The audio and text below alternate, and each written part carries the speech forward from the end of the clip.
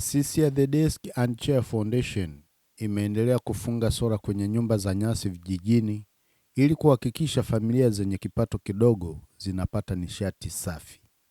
Katika kitongoji cha Kitongo, kijiji cha Kitongosima, wilaya ya Magu, familia 5 zimefungiwa mfumo wa sola wenye taa 6 na sehemu ya kuchajia simu ili kuwawezesha kupata mwanga safi na kuchaji simu, ambapo mwanzoni kuchaji simu zao kwa kulipia shilingi 200 kila siku. Pia wanafunzi wa familia hizo walikuwa wanakosa fursa ya kujisomea usiku kwa kukosa mwanga. Wakipokea mifumo hiyo ya sola, wananchi hao walionyesha furaha kwa kuwa wataepukana na magonjwa ya mfumo wa hewa ambayo yalikuwa yakiwapata kwa matumizi ya vibatari vya kutumia mafuta ya taa. Vilevile wataokoa fedha nyingi walizokuwa wananunua mafuta hayo kwa ajili ya kuwasha vibatari hivyo.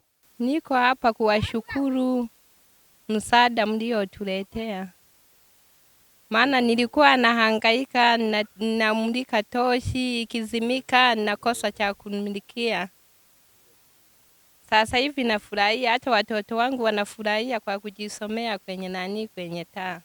Nawashukuru sana. Nimeshukuru sana kuniletea taa. Nilikuwa nalala giza. Saa hizi nimepata na kuchaji, nachaji simu yangu. Mimi naitwa Olela Magashi kutoka Sima Kitongo na watoto 7. Nilikuwa ninatumia tochi ya kuwashia kuangalia kwenye moto kwa sababu taa yangu ilikuwa imeharibika. Na mpaka sasa hivi leo nashukuru nimekuja kusaidiwa na ndugu zangu kutusaidia, ndio maana sasa hivi nimepata mwanga mzuri wa kuona popote pale, hata unapokwenda, hata bafuni, hata chooni, unaangalia tu vizuri, hata nyoka unamuona. Asante sana, nashukuru, natoa shukrani. Nashukuru sana kwa kutuletea sola. Tulikuwa hatuna sola, tulikuwa tunahangaika sana usiku kupika, hata watoto kujisomea walikuwa wanashindwa kwa sababu tulikuwa hatuna taa, lakini kwa sasa tumeshapata taa. Tunashukuru sana kwa jitihada zenu kutuletea sola. Asanteni sana, muendelee na moyo huo. Mimi John Yarikana Madundo, mkazi wa Kitongo. Nashukuru mno kupata zawadi ya kuletea taa za kuwasha nyumbani. Tulikuwa na mahangaiko makubwa, watoto walikuwa wajisomei. Hata kutoka ndani ya nyumba tu wakati wa giza ni shida.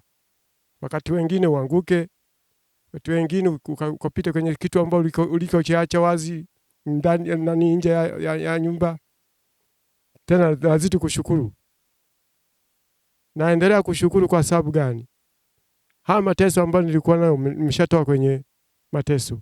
Tunakuwa na mwanga mzuri tu hapa nyumbani. Hata mtoto kumtuma nje anatoka tu bila sababu yote kwa kuokopa.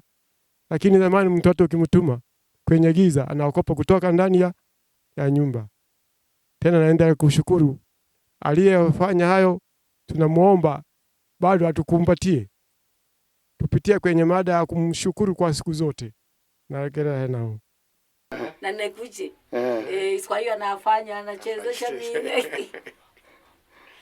Kwa na wewe unanekuja sasa. Na nekuja sasa kwa furaha yangu yote.